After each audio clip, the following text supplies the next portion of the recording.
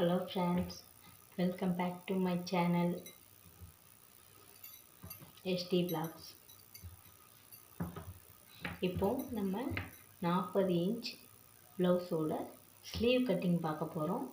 வாங்க எப்படி கட் பண்ணலான்னு பார்க்கலாம். இந்த ப்ளவுஸோட சைஸ் 40 இன்ச்.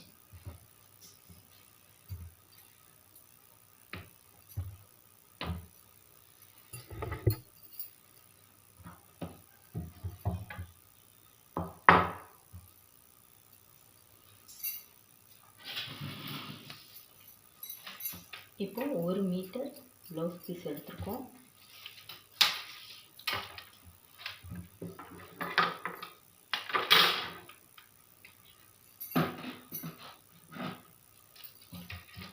இப்போ துணியை வந்து ரெண்டாக மடித்து போட்டுக்கணும். ரெண்டாக மடித்து போட்டு ஓப்பன் சைடு ஆப்போசிட் இருக்கணும்.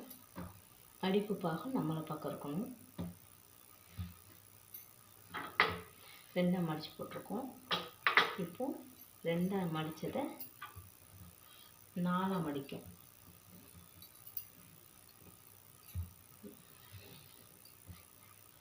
இப்போ 4 மடிச்சிருக்கோம். அதாவது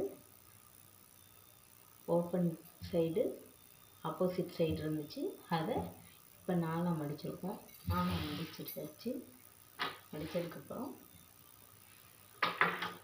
இப்போ கீழே இந்த துணி வந்து கட்ட நட்டையாக இருக்கும்.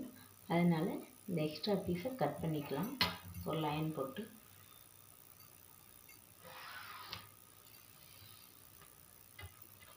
இது கட் பண்ணுறதுக்காண்டி இந்த ஒரு லைன் போட்டிருக்கேன்.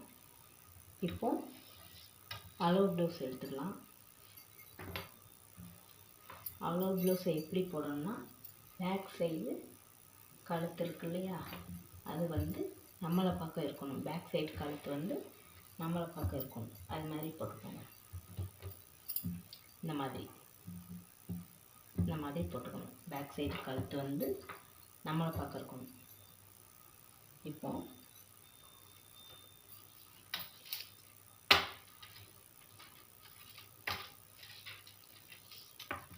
மடி தையலுக்காண்டி ஒரு 1.5 இன்ச் கீழே ஹெம்பிங் பண்ணுவோம் இல்லையா, அதுக்காண்டி ஒரு 1.5 இன்ச்.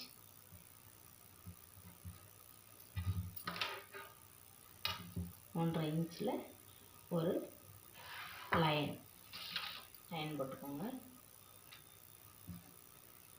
ப்ளவுஸை கழுத்து பாகம் நம்ம பார்க்குற மாதிரி வச்சுக்கிட்டு இந்த மாதிரி ஸ்லீவை இந்த மாதிரி போட்டுக்கோங்க. அளவு ப்ளவுஸோட ஸ்லீவை இந்த மாதிரி போட்டுக்கோங்க. போட்டு இந்த மடிப்பு பாகம் வந்து நீளமாக இருக்க சைடும், ஆம்கோல் பகுதி வந்து இந்த ஓப்பனும் இருக்கணும். ஆம்கோல் சைடு வந்து இந்த ஓப்பனும், மடிப்பு பாகம் வந்து இந்த சைடும் இருக்கணும். ஓப்பன் சைடு வந்து ஆம்கோல் வளைவு இருக்கிறது மாதிரி வச்சு போட்டுட்டு, இப்போ ப்ளவுஸோட கையோட கீழ் சுற்றளவை மார்க் பண்ணிக்கோங்க. கீழ் சுற்றளவு. அடுத்து கையோட உயரம் இந்த ஸ்டிச்சிங் தையல் போட்டிருக்கோம் இல்லையா, ஷோல்டரும் கையும் ஜாயிண்ட் ஆகுதுல்ல, அந்த இடத்துல தையல் போட்டிருப்பாங்க, அதில் ஒரு மார்க் பண்ணிக்கோங்க. அடுத்து இந்த ஆம்கோல் இந்த ப்ளவுஸ் பீஸும் கை பீஸும் ஜாயிண்ட் ஆகுற இந்த இடத்துல ஒரு மார்க் பண்ணியாச்சு. இப்போது இந்த சைடு தையல் பேக் சைடு கை ஜாயின் பண்ணியிருக்காங்களா, அந்த தையலில் நடுவிரல் இருக்குல்ல, அதை வச்சு அழுத்திக்கணும். அழுத்தி இந்த தையலுக்கு மேலே அழுத்தி இந்த ப்ளவுஸ் துணியை அளவு ப்ளவுஸை கொஞ்சம் மேலே இப்படி கைட்டை எடுத்துட்டு அந்த தையலுக்கு கீழோடி அப்படியே ஒரு டாட் வச்சுக்கிட்டே போகணும். இந்த தையலுக்கு மேலே இருக்க அந்த தையலில் கையை வச்சு அழுத்தி கீழே உள்ள அந்த தையல்கிட்ட அப்படியே மார்க் பண்ணிக்கிட்டே போகணும். ஒவ்வொரு புள்ளியாக அந்த தையலுக்கு கீழேயே அந்த விரலோட அழுத்தத்துலேயே நம்ம புள்ளி வச்சுக்கிட்டே போகணும். அந்த விரலுக்கு கீழேயே புள்ளி வச்சுட்டு போகணும். இப்போ இதுதான் கையோட வளைவு. நம்ம இப்போ இந்த ஆம்கோல் சைடு இதை ஜாயின் பண்ணிக்கணும். ஜாயின் பண்ணியாச்சா? ஜாயின் பண்ணிவிட்டு இதை இப்படியே இந்த ஒவ்வொரு புள்ளியாக இப்படியே இப்படி ஜாயின் பண்ணிக்கணும். ஜாயின் பண்ணி இப்படி ஸ்ட்ரைட்டாக இந்த சைடு வரும்போது மட்டும் ஸ்ட்ரைட்டாக போட்டிங்கன்னா அந்த ப்ளஸ் சிம்பிள் வந்து கரெக்டாக வரும். அதனால் இந்த சைடு மட்டும் எப்பயுமே ஸ்ட்ரைட்டாக போகணும். தையல் கட்டிங். இப்போ 1/2 இன்ச் வந்து எக்ஸ்ட்ரா தையலுக்கு குறிச்சிக்கணும். இந்த சைடும் ஒரு 1/2 இன்ச் தையலுக்கு குறிச்சிட்டு, இப்போ இதை வந்து உங்களுக்கு ஸ்ட்ரைட்டாக வளைவு வரலை அப்படின்னா இந்த புள்ளி வச்சுக்கிட்டே போகணும்ல, அதுமாதிரி இந்த மாதிரி ஒரு டாட்டாக கொடுங்க. கொடுத்துட்டு அதில் இந்த மாதிரி இப்படியே கொண்டு போய் அதில் ஸ்ட்ரைட்டாக இந்த சைடு வரும்போது மட்டும் நல்லா ஸ்ட்ரைட்டாக கொடுத்துருங்க. மார்க் கொடுத்துருங்க. ஏன்னா அப்போ தான் இந்த ப்ளஸ் சிம்பிள் வரும். அதனால் இந்த சைடு வரும்போது மட்டும் ஸ்ட்ரைட்டாக கொடுத்துருங்க. கொடுத்துட்டு இப்போ நம்ம வந்து தையலுக்கான எக்ஸ்ட்ரா துணி விடுவோம்ல, அது எக்ஸ்ட்ரா தையல் போடுறதுக்கு ஒரு 1/2 இன்ச், இந்த சைடு ஒரு 1/2 இன்ச். 1/2 இன்ச் எனக்கு அது கரெக்டாக இருக்குது. தையலுக்கான அளவு தான். இப்போ இந்த சைடும் அதே லைனை கீழே வரைக்கும் ஜாயின் பண்ணி விட்டுருக்கோம். இந்த மாதிரி ஜாயின் பண்ணிக்கணும். இப்போ இது வந்து நம்ம இந்த எக்ஸ்ட்ரா பீஸுக்குள்ளே லைன் போட்டோம்ல, துணி ஏற்ற இறக்கமாக வரும்னு, அதை ஃபஸ்ட்டு கட் பண்ணிக்கலாம்.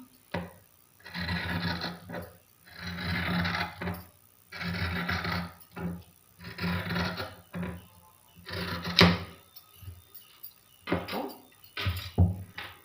கவனமாக பார்க்கணும். தையலுக்கு போட்ட அந்த வளைவில் கட் பண்ணிடக்கூடாது. அதுக்கு மேலே 1/2 இன்ச் விட்டுருக்கோம் இல்லையா, அந்த லைனில் தான் என்ன செய்யணும், கட் பண்ணணும்.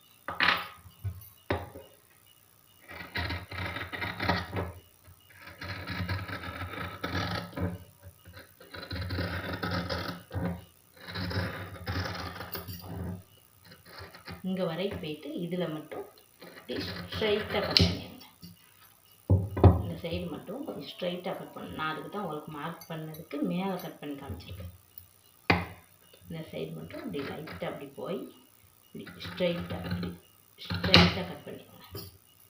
இந்த மாதிரி கட் பண்ணிங்கன்னா நம்ம பாடியை, அதாவது உடம்ப ஜாயின் பண்ணும்போது இந்த சைடு வந்து ப்ளஸ் சிம்பிள் வர்றதுக்கு இதுதான் மெயின் ரீசன். இப்போது ஆம்கோல் அதில் ஒரு நாட் கொடுத்துக்கோங்க. இது மேலே, அதாவது நம்ம ஷோல்டர் ஜாயின் பண்ணும்போது இந்த மாதிரி நாட்ச் கொடுத்துக்கிட்டோம்னா சென்டர் பார்த்து கை ஜாயின் பண்ணிக்கலாம். இந்த சைடு எக்ஸ்ட்ரா பீஸை கட் பண்ணி விட்டுட்டு இந்த சைடு வந்து இப்போ 1/2 இன்ச் விட்டுருக்கோம்ல, அதில் ஒரு நாட்ச் கொடுத்துக்கலாம். இது எதுக்கு அப்படின்னா, எக்ஸ்ட்ரா திடீர்னு கூட 1/2 இன்ச் நம்ம மடிச்சிட்டோம்னா ஸ்லீவ் வந்து கட்டையாயிடும். அதனால் இந்த மாதிரி நாச்சு கொடுத்துட்டோம்னா நம்ம அந்த லைன்லேயே தையல் போட்டுக்கலாம். 1/2 இன்ச்சு தையல் அடிச்சுட்டு அடுத்து 1 இன்ச்சு இந்த நாச்சுக்கு நேரையே போட்டோம்னா கரெக்டாக இருக்கும். ஸ்லீவ் வந்து முன்ன பின்ன வராது. நான் எப்பயுமே குடஞ்சி கட் பண்ணுறது, அதாவது இந்த வளைவு கட் பண்ணுறது வந்து ப்ளவுஸ் வந்து தைக்கும்போது தான், கையை ஜாயின் பண்ணும்போது மட்டும்தான் கட் பண்ணுவேன். ஏன்னா திடீர்னு நம்ம வந்து வலது கையை இடதுபுறமும் இடது கையை வலதுபுறமும் ஒரே கலர், இப்போ வேறு டிசைன் இருந்துச்சுன்னா நம்ம கண்டுபிடிச்சிக்கலாம். ஒரே கலர் துணி அப்படிங்கிறதுனால திடீர்னு நம்ம மறந்துடுவோம். அந்த மாதிரி மறந்துட்டோம்னா கையை மாற்றி வச்சு நம்ம தைச்சிருவோம். அது வந்து நிறைய பிரச்சனை வரும். அதனால் நம்ம ஸ்லீவ் கட் பண்ணும்போது ஒரு டபுளாக எடுத்துக்கணும். இந்த மாதிரி 2 பீஸையும் தனியாக எடுத்துக்கோங்க.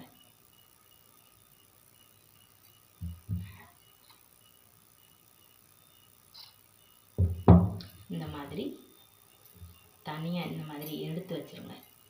எடுத்து வச்சுட்டு இதில் நான் என்ன பண்ணுவேன் அப்படின்னா, ஏன்னா பிகினர்ஸாக இருக்கவங்களுக்கு இது ரொம்ப யூஸ்ஃபுல்லாக இருக்கும். ஏன்னா இந்த கை ஜாயின் பண்ணுறதுலேயே முன்ன பின்ன மாற்றி வலது கையை இடதுபுறமும் இடது கையை வலதுபுறமும் ஜாயின் பண்ணிடுவாங்க. அந்த மாதிரி இருக்கக்கூடாது அப்படிங்கிறதுக்காண்டி தான் நான் இந்த மாதிரி தான் ஜாயின் பண்ணுவேன். அதாவது இப்போ இந்த சைடு இப்படி இந்த மாதிரி போட்டுட்டு இதில் வந்து ரைட் சைடு இந்த மாதிரி லெஃப்ட்டு, அதாவது இதில் நம்ம என்ன ரைட் சைடுனா ஆர் போட்டுக்குவேன், இந்த மாதிரி லெஃப்ட் சைடுனா எல் போட்டுக்குவேன். இந்த மாதிரி போட்டுட்டு அதுக்கப்புறம் என்ன பண்ணுவேன்னா, இதில் இருந்து 1.5 இன்ச், இதிலேருந்து 1.5 இன்ச் உங்களுக்கு தெரியுமான்னு தெரியல, இந்த மாதிரி 1.5 இன்ச் குறிச்சிக்குவேன். இந்த மாதிரி 1.5 இன்ச் குறிச்சிட்டு அதில் இருந்து சென்ட்ரு பார்க்கணும். இந்த மாதிரி சென்ட்ரு பாருங்கள். 7 இன்ச் வருதா? 7ல் பாதி எத்தனை?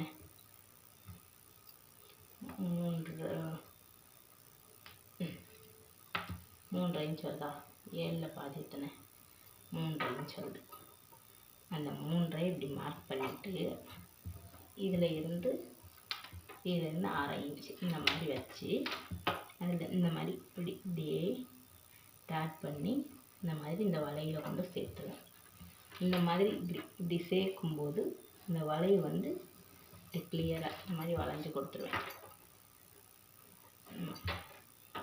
உங்களுக்கு வந்து மேலே 1/4 இன்ச்சு கீழே 1/4 இன்ச்சு இந்த மாதிரி மேலேயும் கீழேயும் வரும். அது வந்து உங்களுக்கு நான் ப்ளவுஸில் கை ஜாயின் பண்ணோம்னா அந்த டைம் உங்களுக்கு வந்து நல்லா தெளிவாக சொல்லிக் கொடுப்பேன். இப்போ சொல்லிக் கொடுத்தா உங்களுக்கு குழப்பிடும். நான் வந்து அந்த மாதிரி ஜாயின் பண்ணும்போது எனக்கு வந்து ஏற்ற இறக்க எதுவுமே வராது, கரெக்டாக இருக்கும்.